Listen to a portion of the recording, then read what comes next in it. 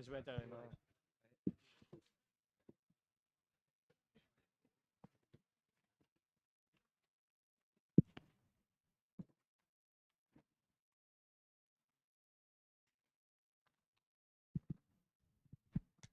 Okay, we continue. So let me introduce, for the people who has arrived later, let me introduce our guest lecturer after our roundtable. So today we have David van Severen. And as you know, Office is an architectural practice founded in 2002 in Brussels by architects Kirsten Gers and David van Severen. Their practice is based on the idea of architecture as a cultural enterprise that seeks to improve the human environment through responsible and sustainable architectural solutions. Office work is characterized by a collaborative approach that brings together architects, developers, and experts from various disciplines to ensure the quality of each project. Its output ranges from furniture design to large urban projects. Some of the most prominent projects currently under construction include the Aerospace Lab Megafactory in Belgium, the Swiss Radio and Television Building in Lausanne, Switzerland, and the VRT headquarters in Brussels, Belgium. David van Severen has worked as a guest lecturer and critic at prestigious institutions such as TU Delft and the Verlage Institute in Rotterdam. So welcome, David. Thanks for your lecture again. Thank you, Joseph.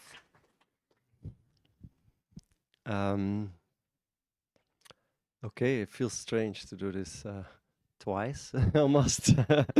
But so that's the round table we did.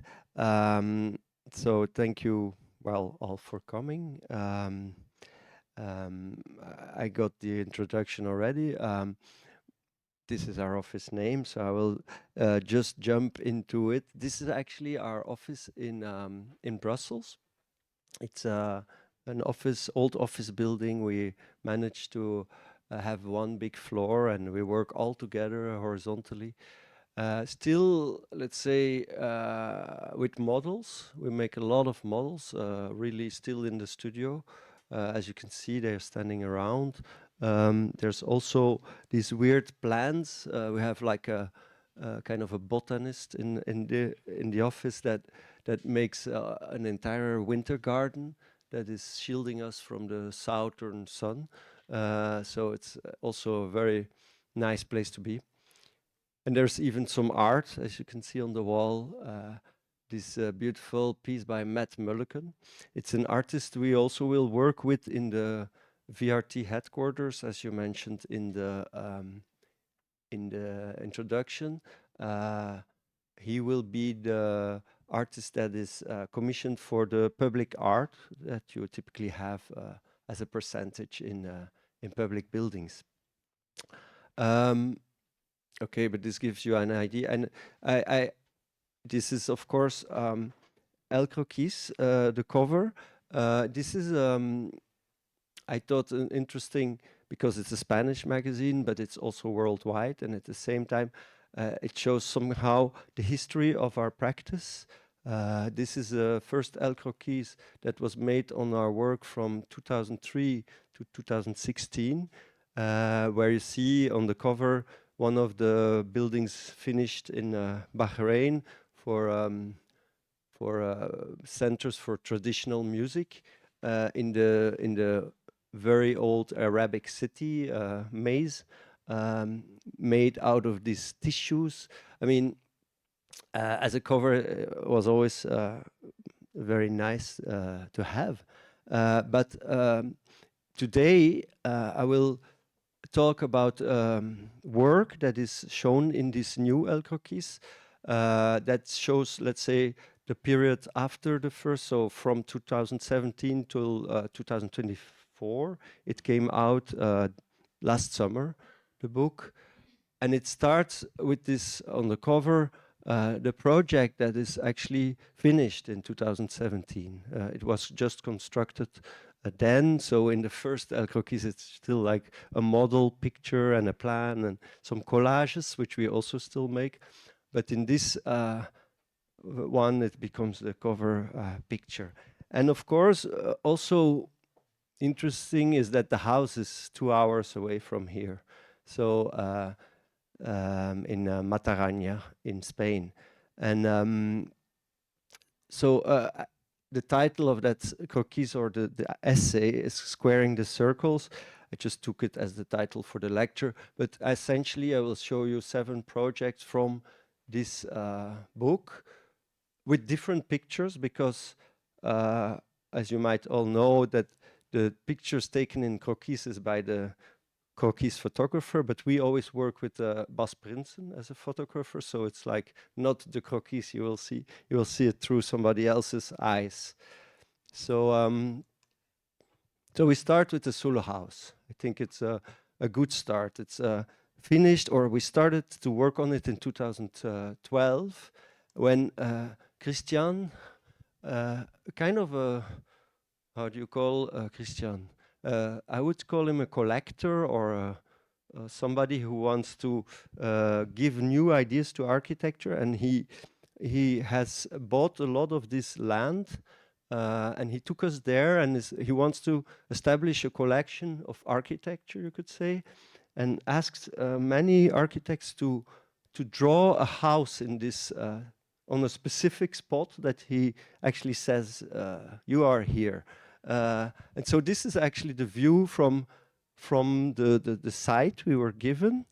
And so it's this beautiful landscape in Matarranya, near, it's on the border of Catalonia and Aragon, near Horta de San Juan, little village where actually Picasso for a while was in his early days, let's say. Anyway, and it's a natural park on the side of Catalonia, but it's more agricultural land on the side of Aragon. And when we were thinking about a project there, there were no real constraints, so there was no brief of what he really wanted. He wants each architect to really think of what is staying in that nature. What is a secondary house? How would you live there? What does that mean for architecture? And this is an aerial, as you can see. And this, after a few drawings, we came to this drawing, which is actually a circle, of course, as you can see. But it's a circle of 45 meters diameter and 4.5 meters wide. And it actually, as a circle, it just embraces the flat area, which you cannot see in this aerial picture, but there's a plateau. And when we visited the site, it's exactly more or less the road we were, or the path we were walking became our design. And this is today, when it is realized, you can see the house is exactly that circular figure, almost a ring, and inside and outside there's just the same, let's say, nature going on. So it's almost like also how to make a house or a living or comfort possible on a thin line that is in between nature. And as I was saying before, there is this plateau. So the terrain, in a weird way, Christian, when he took us there, took us to this Table Mountain, and we were a bit lost because Peter van Illichhausen, who already built or were building a house, they got this beautiful view with a spectacular flank, and we got this plate in the middle of the nature, and it was a bit what to do. So actually, indeed, by concentrating the house on the edge and letting the center, which was so daunting, free from the start, that was the design. And as you can see here in this picture, this is how it is also on living there. So the house really touches that side, and as an edge comes to the surroundings, but it makes a very specific house in a sense that it is extremely well, it's extremely big in a way, but also very small, and it becomes almost infrastructural or territorial, but at the same time it blends or becomes part of that nature. And these are pictures when it was just finished. in 2017. So today the courtyard is a lot more overgrown, and anyway, but the trees were there. There's some new planted, and you can see that thinness that exists on the edge of the plateau. You can also see, of course, some pieces that are outside, that transparent, indoor, weird objects on the roof, etc. And that's because the plan is actually this circle of 4.5 meters wide, but 45 meters in diameter, but also it has a square inside. You can see that is not fitting, so it sticks out actually. And that's rows of columns on which the circle is actually standing.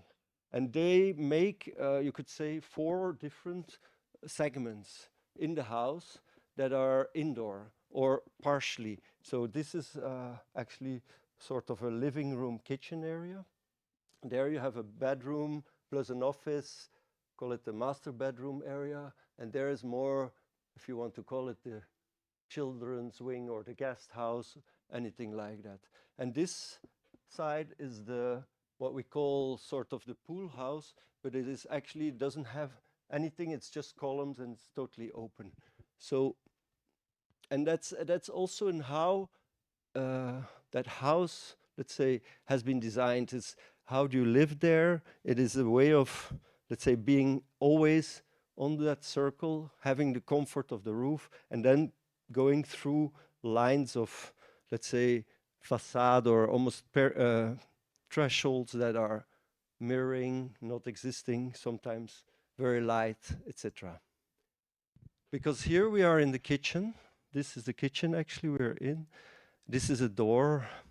There is the what we call the pool house, with also an outdoor kitchen, with a outdoor shower, and so it's also, I think, if you think of the question, it's more of a self-portrait. This house of how do you, Kirsten and me, envision living on such a beautiful spot, and what is life really unrolling there as such. There's things like the roof, which you can start to see becoming very obvious in the picture we have shown already in the round table. A bedroom can be totally outside.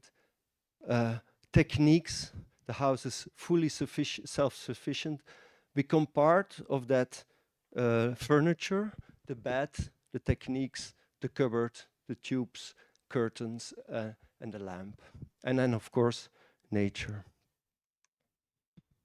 And here you can already see a bit of a glimpse of these enormous walls that can actually roll around the house and make life within the house extremely, let's say, variable.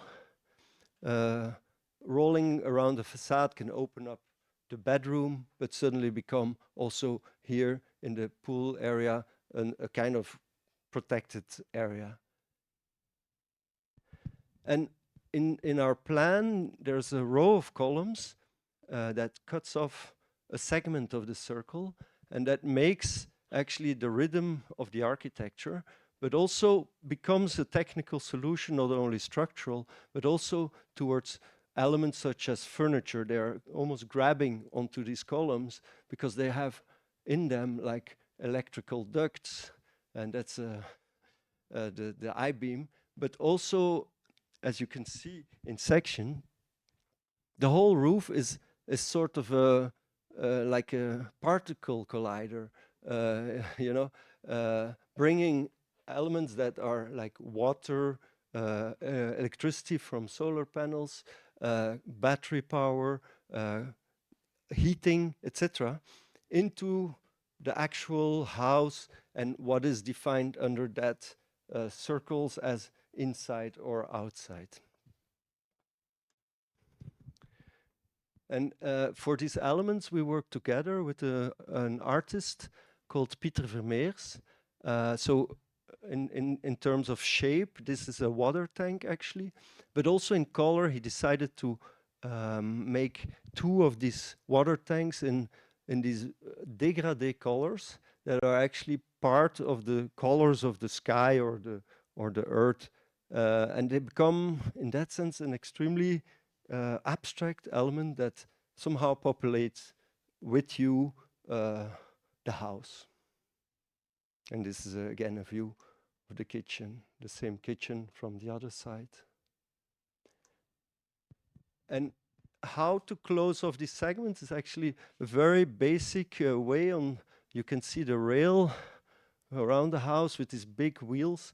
And there's a polycarbonate plus aluminium stretch aluminium facade that is hanging on the side of the house. And so when it collides and comes together with the column with some rubbers, almost like car door details, it can just close off. And of course, it's not entirely tight as a real window should be, but in a way that house allows such, let's say, little imperfections. The bedroom, the office, and opening it up towards the mountain view.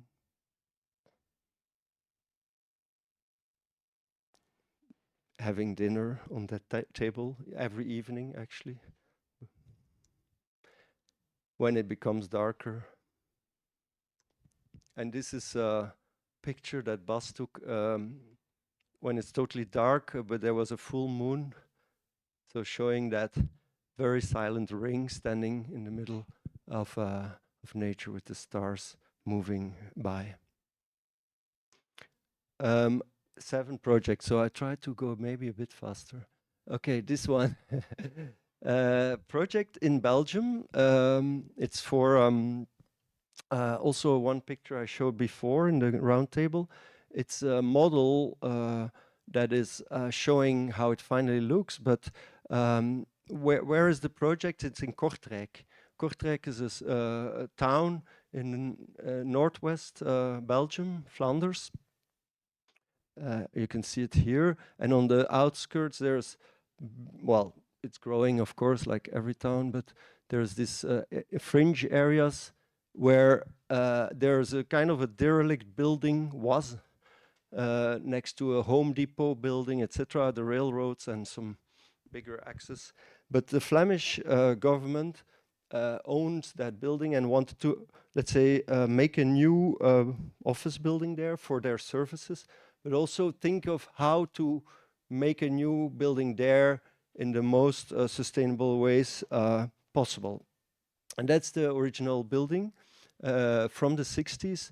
Very bad quality building with extremely low quality facades and falling apart quite much, but it's what it is, you know, and the parking's under it.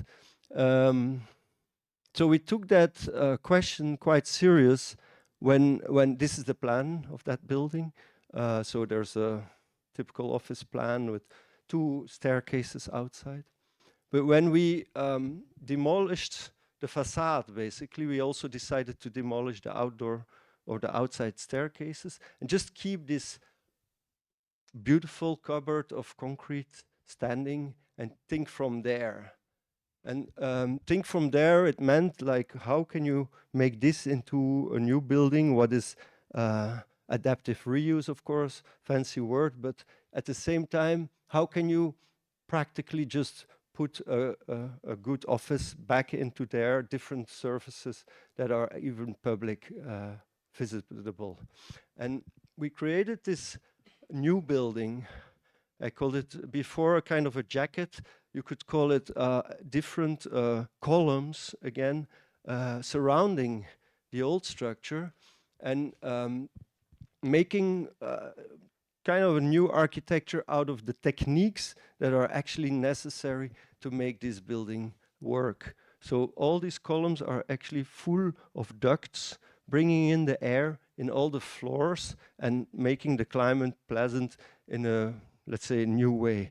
The same with these plates that you can see hanging between the columns. They make a sort of a hat on each floor that allows towards a different orientation. So this is the south, southwest, let's say. There you have the north, northeast. So it creates also a kind of a thickness towards the sun to be able to make an office space that is fully surrounded, first of all, by these columns, and secondary by these slabs that are sometimes accessible, as you can see here. And they're perforated because when they stick out too much, they take away too much light, but then you have to again perforate them. But we thought that was actually quite beautiful as a potential trick to go further and then to again have some kind of dimmed light come in. And in section, you can see the old foundations were kept, but a new one was made to make this new building surrounding it possible and to connect to a new level on the roof with the techniques. And this is how it's realized today. It's already a few years now in use. This is from the street side. As you can see, with an open area here where you come in, but actually you go down around. We worked also with the landscape architect that somehow had the idea to pull down the kind of circles into the ground as if they landed there. Make also kind of a path down to the actual entrance. And you can see how the building, it is still a concrete building, but it is from a new era, and it can be also totally, let's say, contemporary inside. This is an artwork. We work often with Rita McBride. She made the artwork for the entrance hall. But what was interesting, and this, of course, the architecture is how the column that was the existing suddenly became embraced or embedded in the new one, and you had this structure.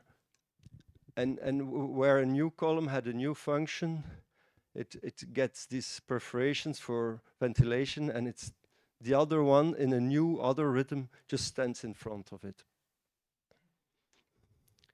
And it's a detail, but we managed to also make these plates all prefabricated and with the perforations.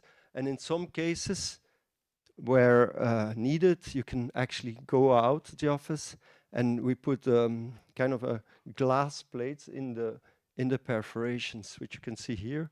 So you can access and have this halls continue, but still be on the terraces.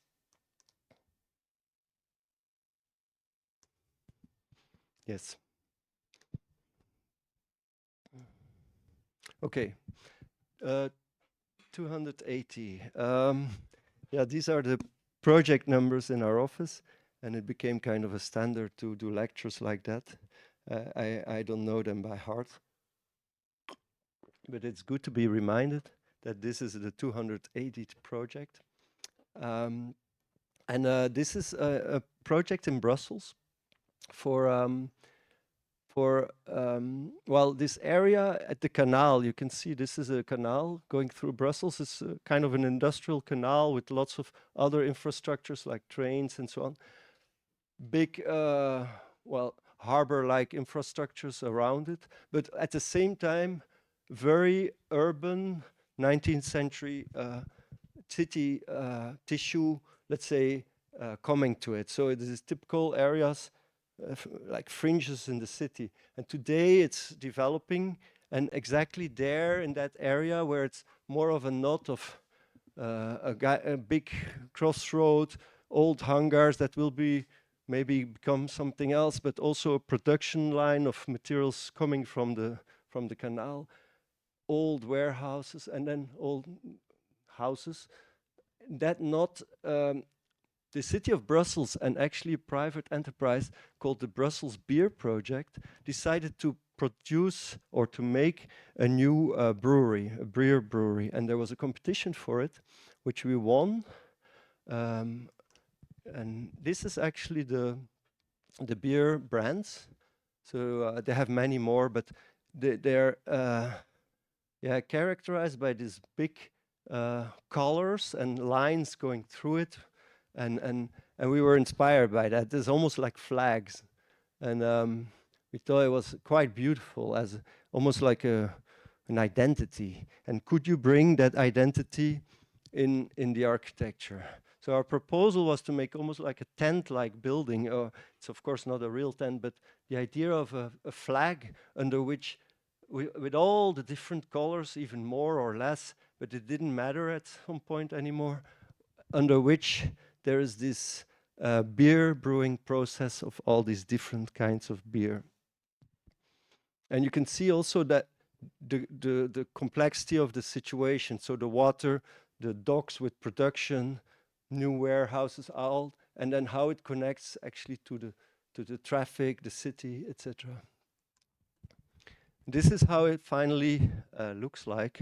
In this lecture, I decided to not show collages, etc. The process is in a way taken away, quite direct, just the pictures of Bas Prinsen, and try to explain it, even the design, making and thinking process through just pictures.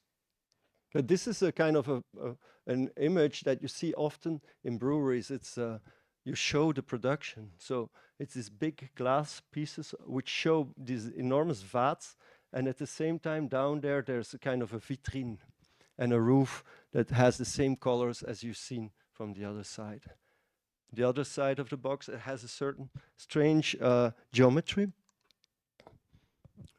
The roof sticks out here in green, and smoke or some kind of steam coming out from the production process. I think that's quite beautiful in the sense that it's of course a production for beer that produces these fumes, but it becomes almost like part of the architecture. And this strange geometry is because of the plan of the ground floor, which is actually a parallelogram, because on one side we had to keep let's say a line inclined towards the street, which is also a bicycle path that runs down here. That's kind of a big connection for a big bicycle road going through the whole of Belgium, but that was one of the reasons. And then we thought, actually, if we make that plan like that, we can have here an area that could become logistics. And towards the south, we have a garden, an actual garden that was asked for, also a beer garden, where people can be in the sun under a piece of roof and enjoy the beers being made. And the north side is actually where it's opened up and becomes the vitrine, this big glazed facade as you saw it before. And that creates this very narrow spaces. It's an extremely industrial building, so there's also built with industrial ways of thinking, but still in many cases it's a kind of a design process where you become the designer of a machine. And that's also very strange because we had to work with a lot of beer brewing people and make tubes go everywhere. And that together with how can you make architecture out of that. And I don't think we have a lot of pictures of this moment, but it was just a moment before, as you saw, there's this big roof sticking well, from the top and below. That's the real flag of the project, but it creates a zone in the garden that is partially industrial, but also partially, well, for the people. And then inside you have the big opening towards the north, which brings in the daylight, and the vitrine to the street. And there's all these levels of processes happening, which we designed together. These are actually all kinds of tables, we call them. So you have a big box in which we put different tables at different heights to be able to house the actual program or production process of the brewing.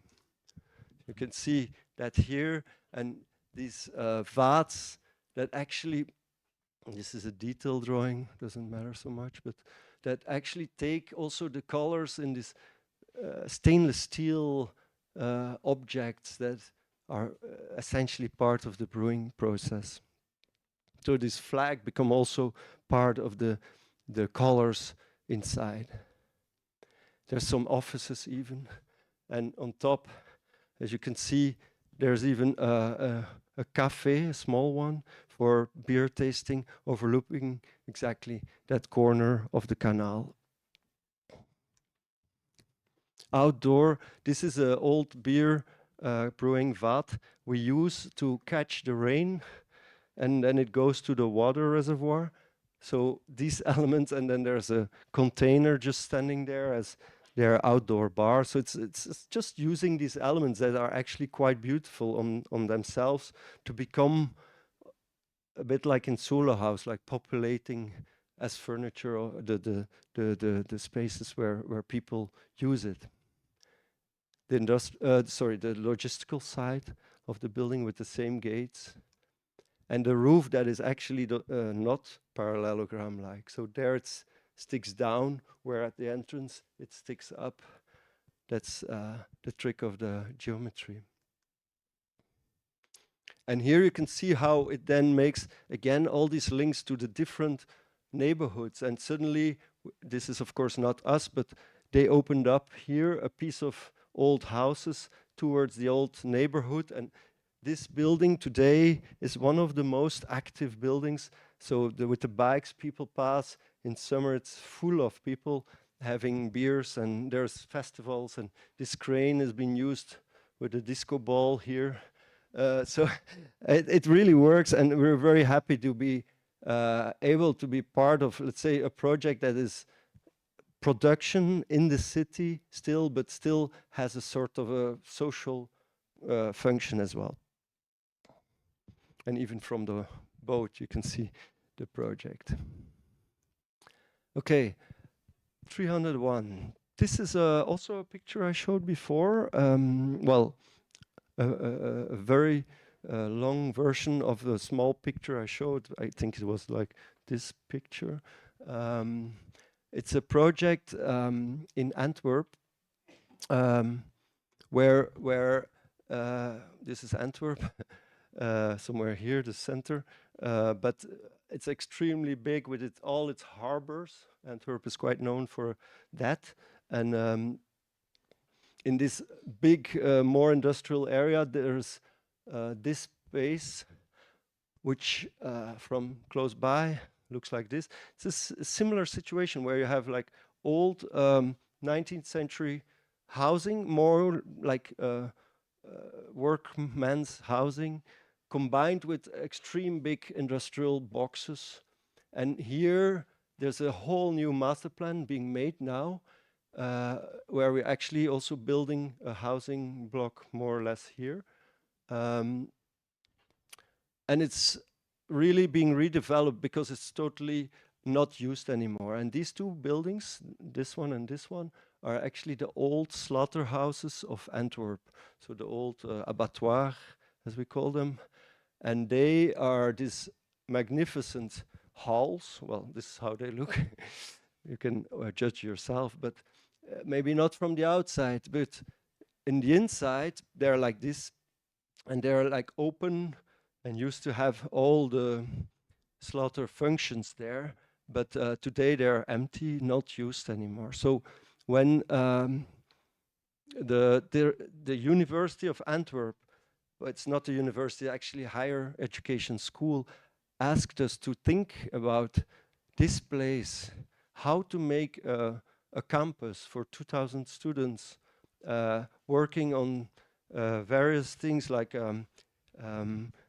chemistry, laboratories, physics, other educations, many different things that could be housed in there. How could you do that?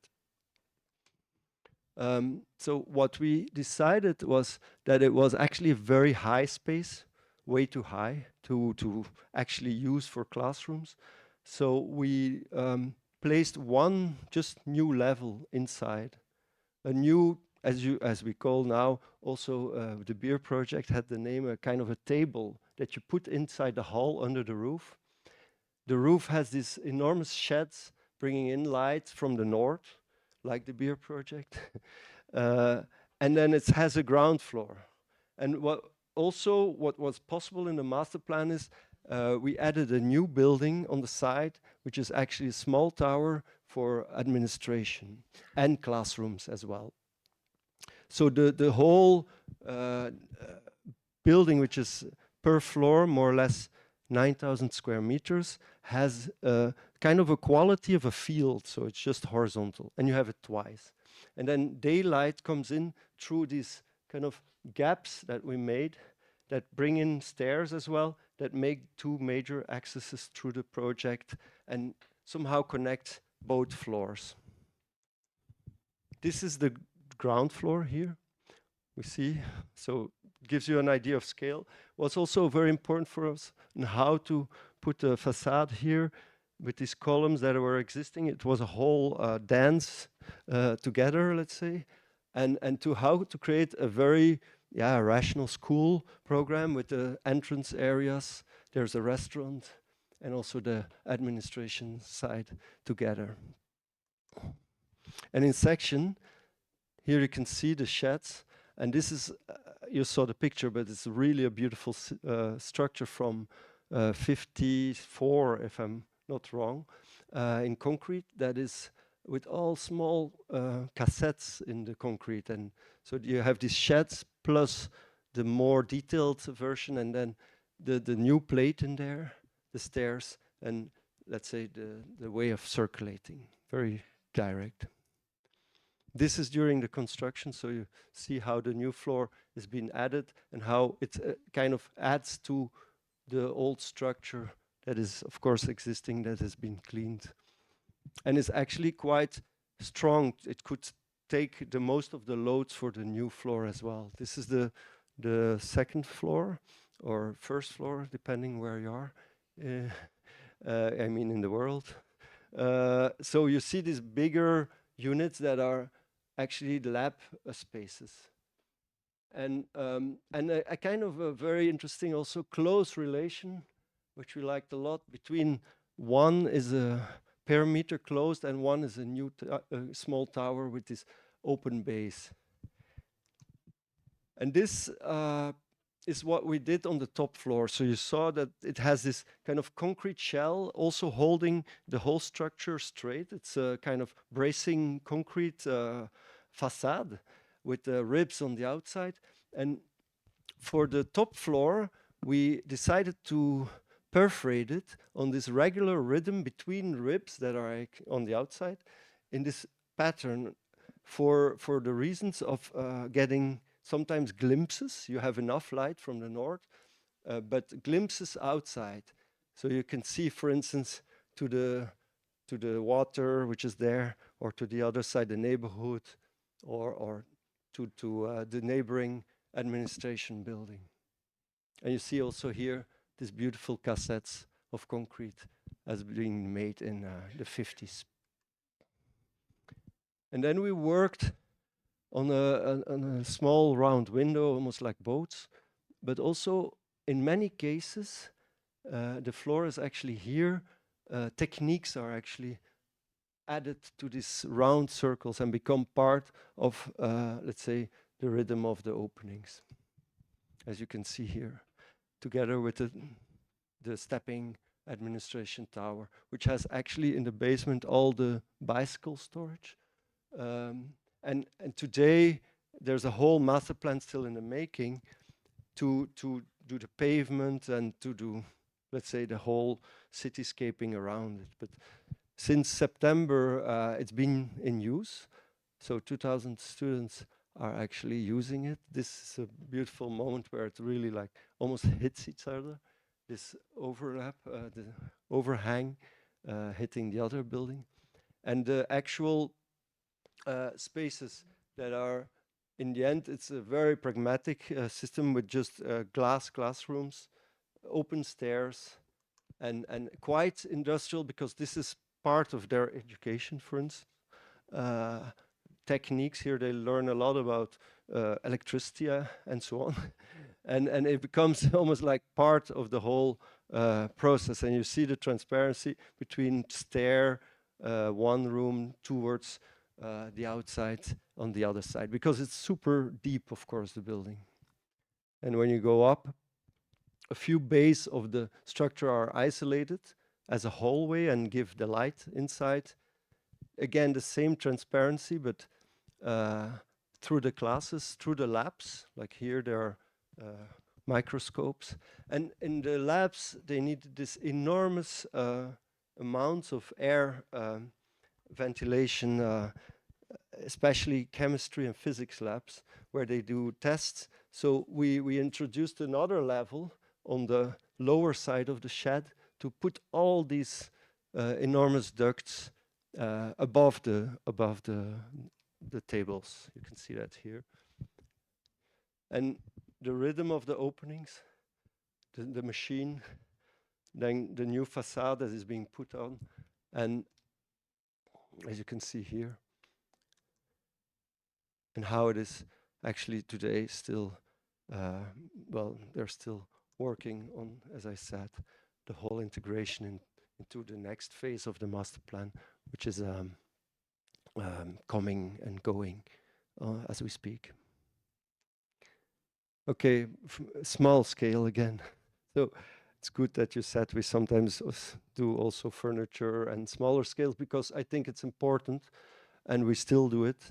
And this is a house which we finished last summer as well in Sweden for Belgian clients that have been going to this beautiful area for 30 years. It's in the middle of Sweden. It's one of the most traditional, as they call, areas in Sweden, called Dalarna. And there's a lake, this one. It's very big. I mean, for the picture, I took only a piece of it.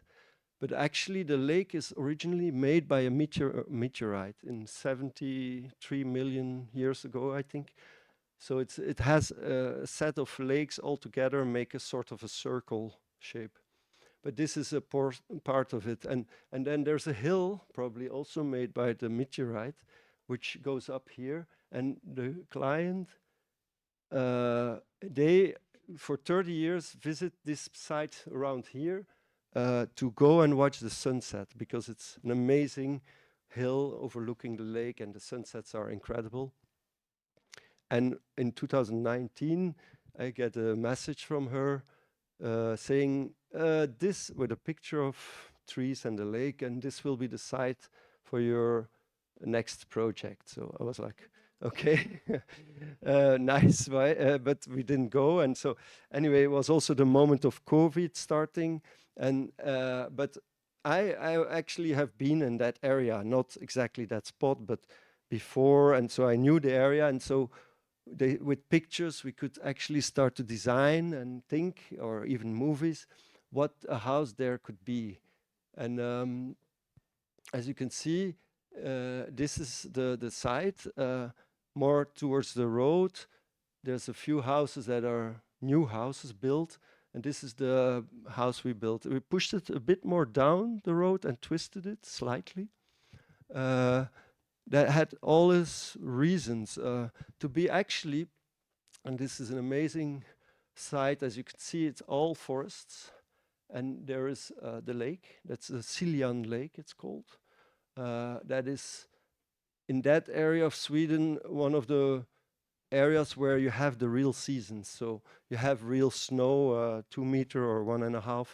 There is extremely beautiful summers, 30 degrees, and then autumn, it's all red and so on. So it's that changing of the atmosphere during the year was also very important for our clients and for ourselves also. Because the house is actually a super simple tool, you could say, to be in that site. We called it 25 columns, just because we wanted the house to not touch the ground and be almost like a jetty or kind of platform reaching to the lake. But of course, at the same time, you can never get there because it's super far away, but to that view. And then with these columns, making a grid of, this is 3.5 meter by 3.5, so 5 rows by 5 rows, 25 columns, makes a house of more or less 14 by 14 meter, a square. And that square has an open plan, if you want to call it like that, but with 4 rooms in there. These volumes, as you can see, these are glass rooms in that grid of columns that are different functions. So one is actually a winter garden here towards the lake, also like, let's say, arranging the climate between the south and more the inside of the house. Then these 3 are bedrooms, and they all have these kind of weird niches that are, or a toilet, or an entrance, you actually enter through here, or a cupboard, etc. And in the leftover space, this is actually the heart of the house. You have a fireplace, a kitchen, some storage, and things like that. So the actual plan, how it's made now. So around this heart, you see there's the kitchen, there's the fireplace, there's actually a skylight here. You will see that later. And this is how you enter the house. So here, each of these rooms have a similar plan, but here the one space is used as an entrance to go in like this to the center of the house. And the rooms are actually all made of glass. So they're like glass pavilions standing in this open plan of 25 columns. And on the side of the lake, there is this long, long stair that connects the highest point of the house with the lowest point of the site, as you can see here. So this is the section. And for us, it was extremely important to be extremely lightweight on the side, to have a minimum impact in a way to keep the natural slope as it is, to look for the bagged rock, and to immediately put each of these 25 columns on these spots in the site, almost as a new space that is created. So under the house, there's this hypostyle hall of columns, making a space as much as even on top of the house, there's another space. And this is an element I didn't talk about yet, but it's the roof. The roof of the house is a very important element. We used only 2 materials in this house. I mean, building materials. It's wood for the structure, the columns, the slabs, and cross-laminated wood, and aluminium. Aluminium we used for all the other things. So that means all the glass, but also the stair, the roof, the entrance, things like that. And with these 2, and we used aluminium non-anodized, it's important to say, because in a way we love the material as such, but also once you anodize it, it's dead. It cannot be actually even recycled anymore, but it's also, it loses its life. So there's some depth and, let's say, very, it's a bit, it gets life, there's reflections that are different, fingerprints can stay. That's what we really like about it. And this is the house, how it's completed. Last summer, the picture, so the site is still, let's say, quite brown. But the aluminium roof is when you actually arrive from the street, you're a bit higher, and you see the aluminium takes the same reflection, more or less, as the lake.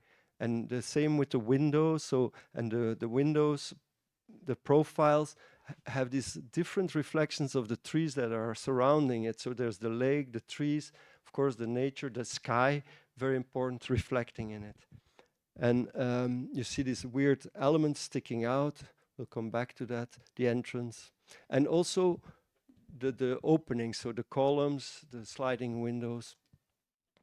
And this is when you are inside. So the whole house is built out of CLT wood, which is left how it is, bare, let's say. On top here, the columns as well. They are actually, this was a whole, and it was a local producer, but it's a very special thing to make a round column from CLT. Actually, when you make CLT, it's all combined different directions of wood glued together, but this doesn't make a circle or a cylindric volume, of course. So we absolutely wanted this cylinder. So they actually made them almost cylindric, in a kind of pixel way, and then put them in this long, very long, like furniture wood bench to turn and to make them circular as they become these round wooden columns. So I think 9 meters, the highest column, was in this long wood turning bench. And the wood makers, they were fantastic. They were like polishing it while it was turning. We have some movies of that. It's amazing. So, and then there's the floor, which is isolated, but again, finished in the same pine wood. And the columns, very present. There's this mirrors, glass, aluminium for the rest in the plan. This is the center of the house where you can look back to the entrance. The entrance is here behind the corner, and you see the two bedrooms. And for the bedrooms, we worked actually with this, they called Falun colors. They're from that area in Sweden. They're made from iron and copper mine oxides, and they make red like this, the Swedish red houses as you know them. But they make also very dark blue, very beautiful. We have a green, and we combined it with very thick curtains in the same colors that can kind of isolate the room from, let's say, the plan. Because this is a bedroom. Here you don't see the curtains, but you see the rail.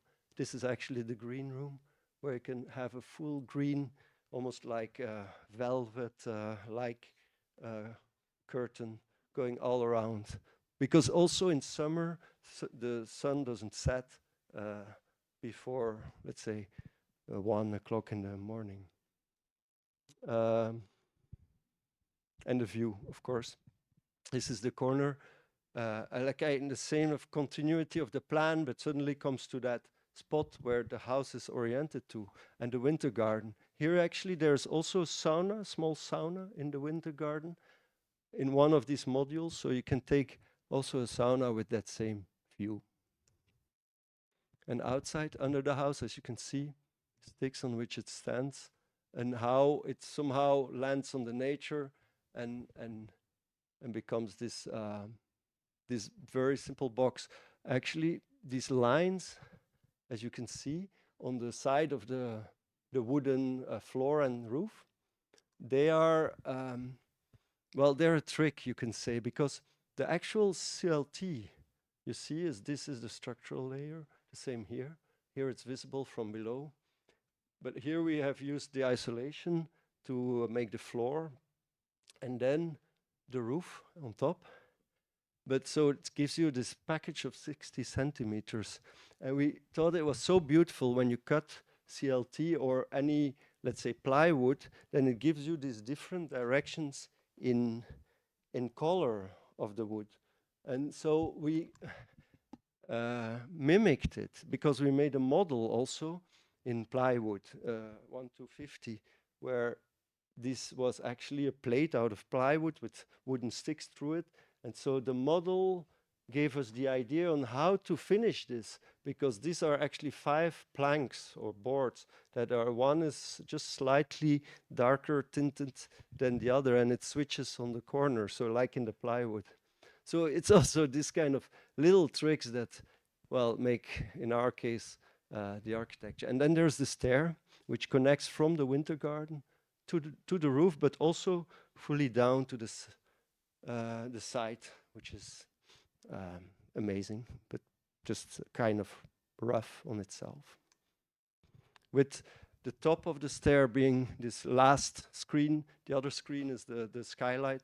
This one is a kind of a screen for wind, but also for intimacy, for a kind of sun deck on that side towards the lake. Okay, 324.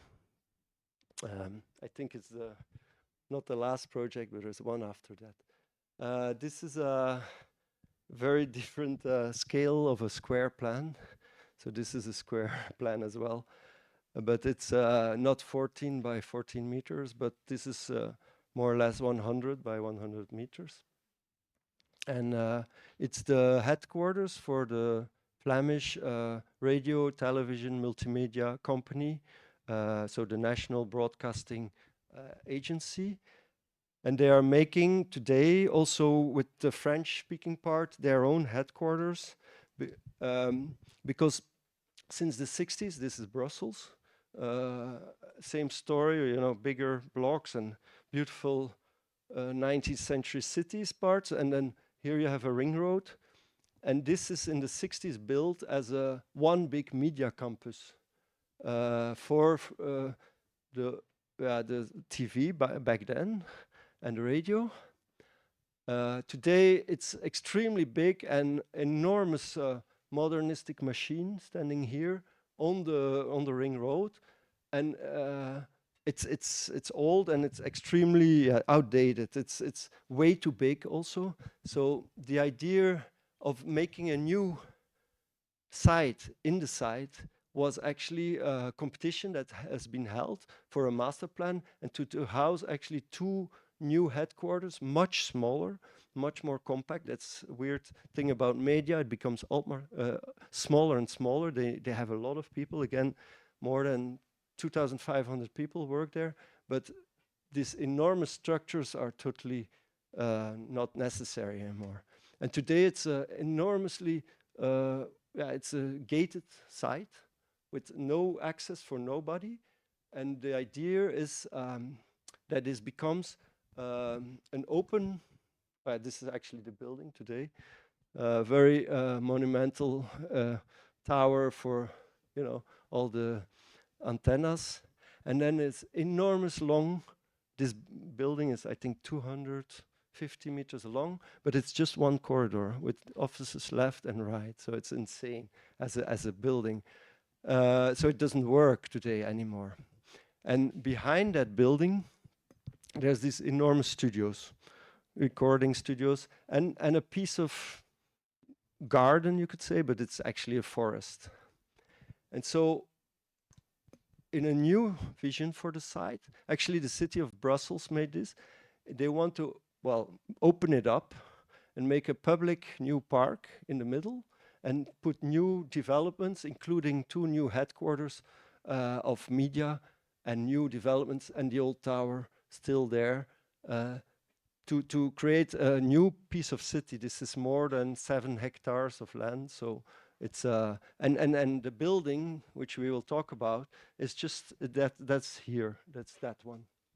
The site in the competition is actually this big, and we decided to make it smaller, even more compact, less footprint, more efficient, and to make it and to give back a part of that forest to the site, to this forest which is already there. That's public green, let's say, and to house a media building in a new way. We've been hearing in the introduction that there is the RTS, which we're working on in Switzerland. It has similar ideas, but here it's different. It's compact. It's more compact, this building, but the idea of horizontality is the same, because as you can see, the development of that area is all kinds of high rises in the future, and there's of course the existing media tower. And we, from the start, we decided to make a very flat horizontal building, much more what is today's media building, where people really can work together in a way, not anymore this long corridor with just little offices, but just fields of working together, how you make media together. And there's something interesting about media buildings. We can talk a lot about it, but all of you are endlessly on the phone, but it's all made in these buildings, this content, let's say. And so how do you put a face or a content or architecture in general to such a big thing as media?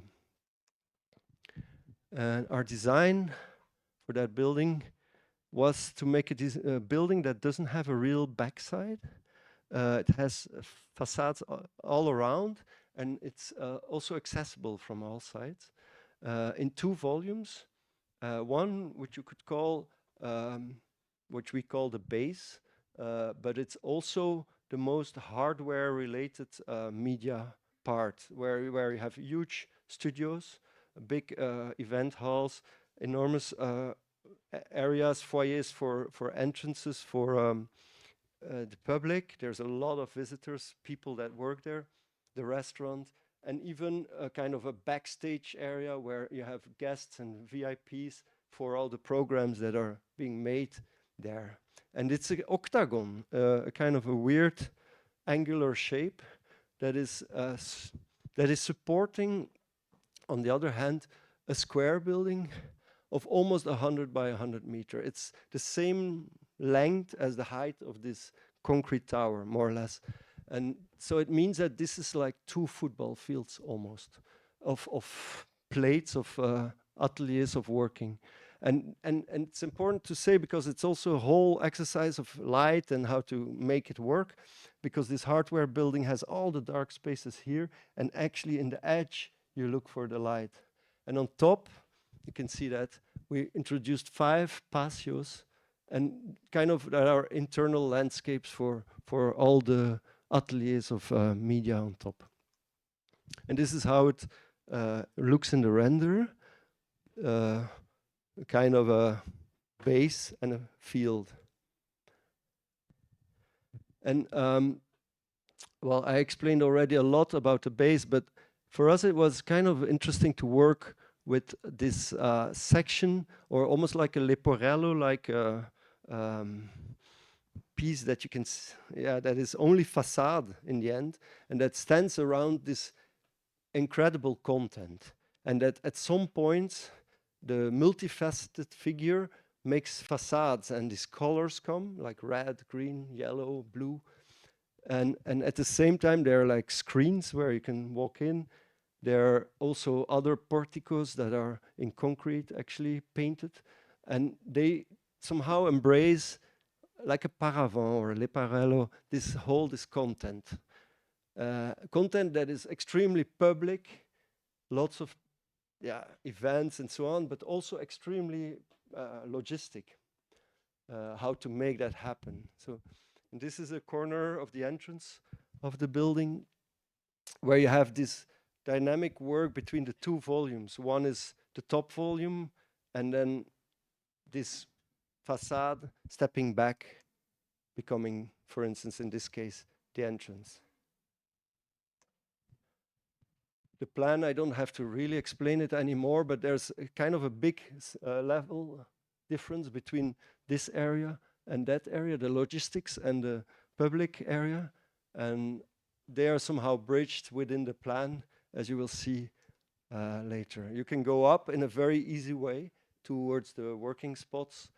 You're surrounded by this octagon faceted facade that directs to all the sites. There's areas with events possible overlooking the city. And here you can see it from the other side, where this is actually the piece of forest that we somehow managed to maintain, and we work as for the patios, as for this garden or park with Bas Metz, landscape designer. And this is for instance, the restaurant part that opens up immediately to the park. And on top, again, a very simple 3-floor box of media atelier making, all the redactions. And you can see it's almost a tip of the iceberg, because there's an enormous archive. There's an enormous, this is the national headquarters for media, so they have enormous archives. They have cars, of course, but also this making of media, how to bring public down, and this is a kind of a canyon we designed, where the artworks of Matt Mulligan will be actually displayed. It's a very beautiful space that leads to the 3 main studios in the heart of the building. You can see here, that's this canyon space, surrounded by enormous other technical spaces. This is the servers for that building. And here you have 3 studios. And in the back, there's the logistical street where they have the decors and so on for the shows they make, accessible to the street down to the parking. There's a whole delivery center also there still. This is actually the bicycle storage where you can enter. So again, no backsides. Even the logistical side has a sort of an urban front, an urban idea, the same as, let's say, the main entrance can be. And the difference of the volumes creates sometimes overhangs, sometimes roof terraces. And it makes this dynamic, let's say, work of the two volumes. This is the logistic street on the side of the studios. And then there's the other volume. And this is the base is, you could say, quite mineral, quite public, sturdy, solid. It's the hardware, as we call it. And this is more software. So it's also in its way how it's made a lot more light. It's two football fields that are organized over one big central boulevard, as we call it, and two side streets here that make neighborhoods around different gardens, stepping patio gardens, and then make every possible arrangement of a very flexible office and atelier layout around that. So going up actually is very fast because you can just take the stair, and all the people mainly work here and here are all connected through this simple movements, or through the studios or through the stair. The plan, it's actually more open today because this was in the competition phase where we had to make each function fit, you know, but they understood that they could live with half less little walls.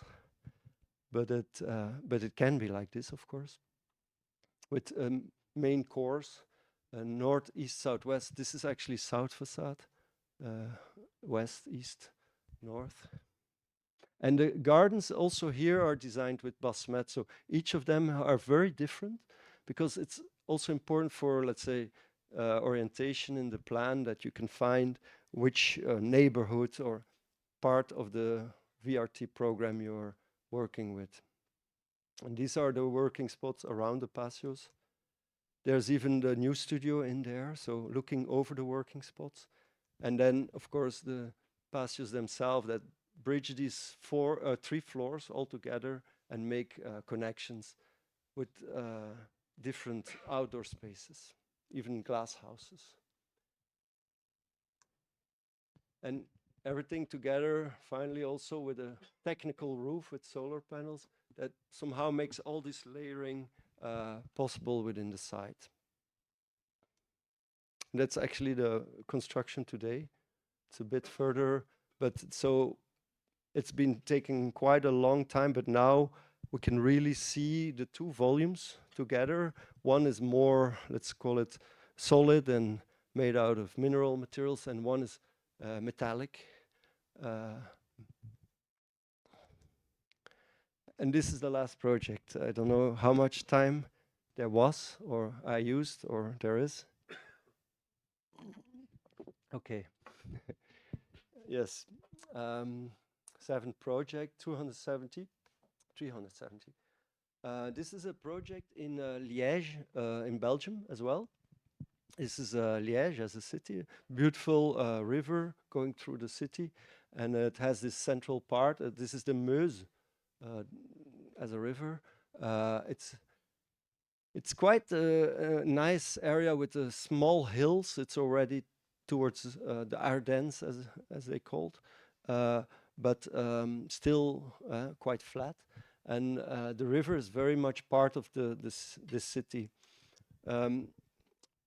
The site itself is, so it was a competition for this place, which is actually an old, it was a kind of a old religious place, like there were, how do you call it, a cloister, etc.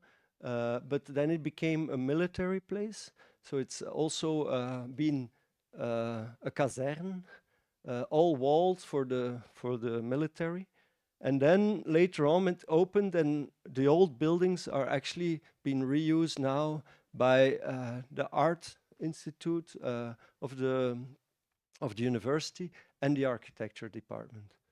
So I thought in the context of these lectures, and I wasn't aware it was here, I thought it was in the school, it would be interesting to show also towards architecture students an architecture school we are making from, let's say, or rethinking that site around what is architectural education. And we're actually now also working with the students on that, and they are involved in, let's say, the different steps that the process makes. This was, we are actually going to look at quite advanced, well, images, but also the competition was much more abstract.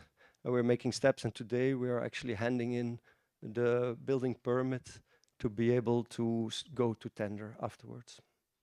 But what is this site? Is this conglomerate of old and newer brick buildings that have the kind of military layout, but also this Catholic layout, if you want. There's a big manege building. This was for the horses. And it's a cultural site. It's a venue for concerts, etc. There's this very old, I think, 14th century brick abbey building. And then there's other, like, more military wing-like structures, these typical gates you have in military sites.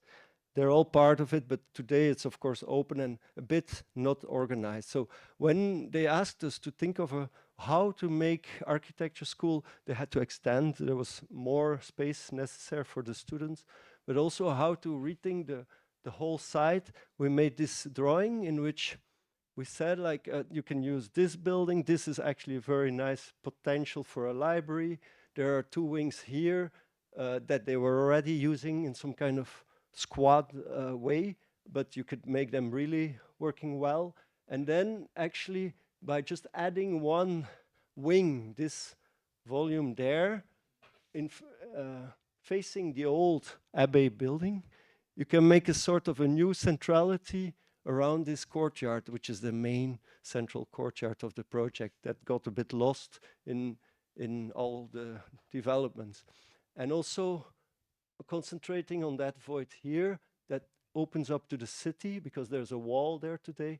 How could you use that space in a new contemporary way as a kind of collage of, or palimpsest of adding and adding and taking away sometimes, like the wall elements. So this is a city view where you see the project also already integrated. This is the manege, the older building here, the abbey building plus the new wing. You can see the city has been, it's an old city with older churches, but also towers. In the 60s, many have been built. It's a kind of a mismatch, a real Belgian situation of how it looks like. So here, the manege again, and that new building, a bit as a kind of modernist new idea of maybe classical modernism that brings in some order in that school. This is a section through it, so you can see this is the courtyard, the old abbey building, beautiful trees that are existing, and we just put this new wing here that makes that space suddenly between the buildings also into something like an enclosed space. And that's that wing. It's something we thought was interesting. I mean, when we're in architecture schools, there's never walls in these schools. The people are on computers and so on. And when you have to pin up, then you have to find panels that you have to bring in, and it's a mess. So what we were thinking is, what about starting with the wall is actually the school? And almost like a blank canvas, we made one side of this building just an enormous wall, which becomes also a sign towards the city, but also just a very usable wall in the classrooms, because that was also one of our ideas, was to move all the ateliers for architecture in that building and not scattered everywhere, and to put other classes in the older buildings. And well, this is how it looks from the city. So this blank canvas standing there, actually hitting this building, the existing building, and you don't see because it's cut, I don't know why, but here is the manège, where it's also halfly built against. There's a small passage there. There's this wall that today exists here that goes away, that opens up for a new vitrine facade, a new forum actually for the whole school, in a glass house that is not heated, but always minimum 15 degrees centigrade, and then new functions in the old wings. And that makes you, let's say, open up the site from that area. This is inside that, and you can see little things had to be done with height differences that are existing. But finally, with a few steps, it was all manageable to make that forum be a kind of a hinge of all these new and old buildings around it. This is the ground floor plan. You can see the wing here. That's the forum, the two existing buildings, in which here we reinforce an existing core to become actually the circulation core to bring up people to higher levels. And there's a new auditorium and some administration on the ground floor, kind of a platform that overlooks as a kind of belvedere this courtyard. Very, very simple concrete structure, because it's prefabricated. We had almost no budget. It's the only way we could do it. And it's in its kind of refinement, and we did all the researches in how sustainable this concrete structure is. And finally, with all the steps we were taking, it's with the concrete being prefabricated, it's one of the most, let's say, efficient ways, budget, but also even sustainability-wise, to build that cupboard we designed. This is how it will look like, with some moments of relations with the older buildings in the back, as you can see here as well, looking through it, the belvedere level, the little terrace that is slightly higher, and then a kind of repetition of atelier spaces that are, as you can see here in plan, organized. The wall becomes the pin-up wall inside. And also a long, actually outdoor terrace along every atelier space, as you can see here and here. And that's it for today.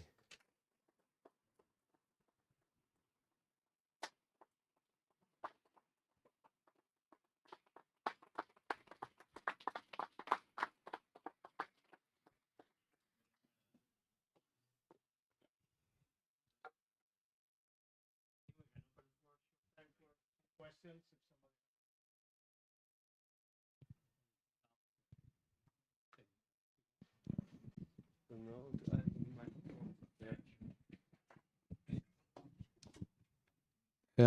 Hello, Kirsten. It's David. Oh, sorry. I have, sorry. It's okay. I have a few questions, Mm-hmm. and it's more related about other projects that you have, because I love your project. I visited your website every time when I start a new project, and what I see in your projects is that there is like a kind of play of geometry. It's something that it appears in Solo House, for example, where your studio plays with intersections, with asymmetry, symmetry, with negative space. And I don't know if I am explaining in a good way, but I want to know if there is like a certain process in your way of design this type of projects, and if you have some reference or where it comes from, this way of making architecture. Because in some of your projects, not in the project that you saw us today, I feel that there is like a logic process of design about the geometry, about asymmetry, symmetry, like I said. And then I want to know if you can explain some about this way of design. Maybe we had talked about it before, but it's also where architecture, and I guess you can look back in history if you want, has not such a tight relation with its function, where you create space in the first place, that you're also not so tied to that program definition and use of space itself, that suddenly it can become quite simple, if that's the wrong word, but it's quite geometric if you want, and in a sense that, yeah, you can design it very awkwardly, but why not a rectangular room, you know? I mean, and that can be many uses, and it's more about the frame, giving a frame to content that you will never really know what it will be actually, even when you finish the building. So it should have that flexibility, and that allows many ways of interpreting, using, programming different spaces. I think that's from the start how we work, and maybe geometry is something that comes like in kind of a easy or in a direct way with that thinking. I think it's about, yeah, you know, it becomes etheric, but it's, yeah, you design spaces with the right proportions, to say it like that, and that create that flexibility in themselves, and that don't dictate, let's say, a very functional approach of how to use them. And that, I think, is something very beautiful potentially in architecture. And I don't think we start with, let's make a circular plan or a square. Sometimes it happens, many times actually, but it's just something that in our thinking allows much more. Like this, the house in Sweden, it's a square, of course, the VRT as well, but at the same time 25 columns are suddenly part of it. So, and columns have a structural sense, in a sense that they are, yeah, carrying things, but they become also suddenly space, you know. And I think that's when we work, how things get born somehow. I think we are a lot also looking at abstract art, architecture, history of architecture, and they are somehow very related sometimes. I don't know if that's an answer, but Yeah. Thank you so much.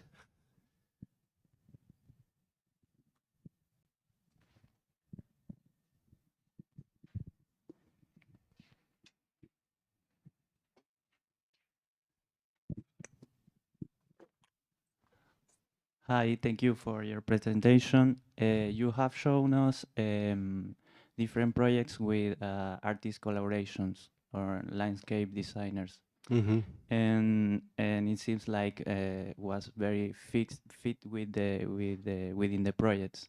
And how does this process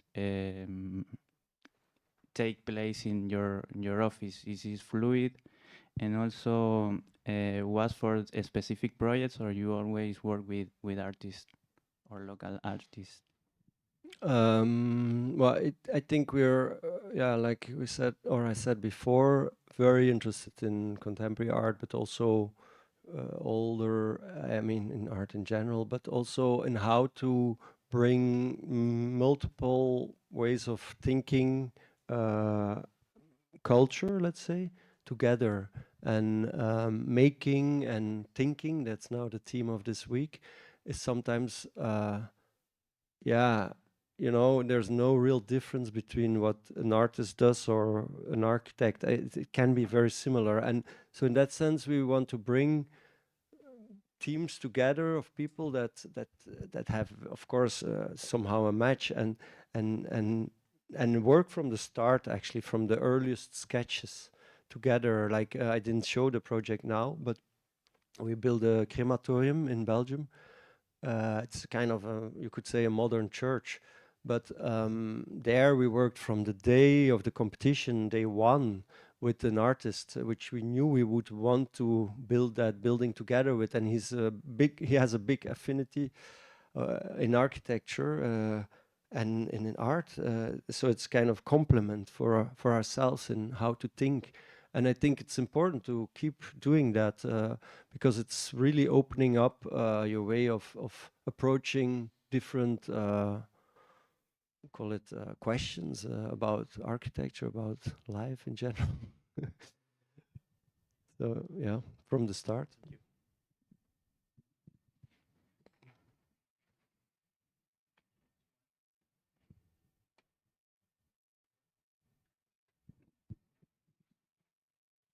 Yeah, okay. Well, thank you very much, David. I just was to thank everybody to assisting here, especially Mary, Bernice, and of course David for this impressive afternoon. I would say Josep, of course, for your, and I should say also thank you to the ministry to funding this beautiful making is thinking. I would add, hearing you is learning and enjoying.